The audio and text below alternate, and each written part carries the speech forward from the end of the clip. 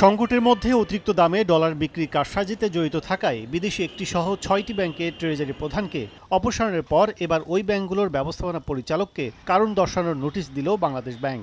ব্যাংকের প্রধান নির্বাহী হিসেবে অতিরিক্ত মুনাফা আদায়ের সঙ্গে জড়িত থাকার অভিযোগে তাদের এ নোটিশ দেওয়ার কথা জানিয়েছে বাংলাদেশ ব্যাংকের মুখপাত্র। বৃহস্পতিবার এ বিষয়ে Dutch Bangla Bank, South East Bank, Prime Bank, City Bank, BRAC Bank ও বিদেশি স্ট্যান্ডার্ড চার্টার্ড ব্যাংকে নোটিশ পাঠিয়েছে বাংলাদেশ ব্যাংক।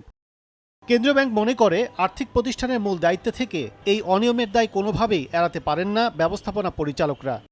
যে কারণে ওই যে তাদের করা হয়েছিল, যেহেতু তারা অতিরিক্ত প্রফিট করছিল, সেই কারণে তাদের ডলার কারসাজিতে আরও ৮ ব্যাংকের জড়িত থাকার তথ্য মিলেছে। পর্যায়ক্রমে অন্য প্রতিষ্ঠানগুলোকেও জবাবদিহির আওতায় আনা হবে বলে জানিয়েছে বাংলাদেশ ব্যাংক।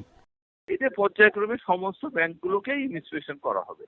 সম্প্রতি ডলারের বাজারে অস্থিরতা তৈরি হওয়ায় বাংলাদেশ ব্যাংক সংশ্লিষ্ট ব্যাংকগুলো পরিদর্শনে গিয়ে ডলার বেচাকেনার তথ্য পর্যালোচনা করে। তাতে কেন্দ্রীয় ব্যাংক দেখতে পায় ৬ ব্যাংকের কোনোটি ডলার বেচাকেনা করে গত মে মাসে আগের বছরের একই সময়ের তুলনায় ৪০০% পর্যন্ত মুনাফা করেছে। এর পরিপ্রেক্ষিতে গোয়েন্দা তৎপরতা চালাচ্ছে বাংলাদেশ ব্যাংক। কাজল আব্দুল্লাহ, সময় সংবাদ, ঢাকা।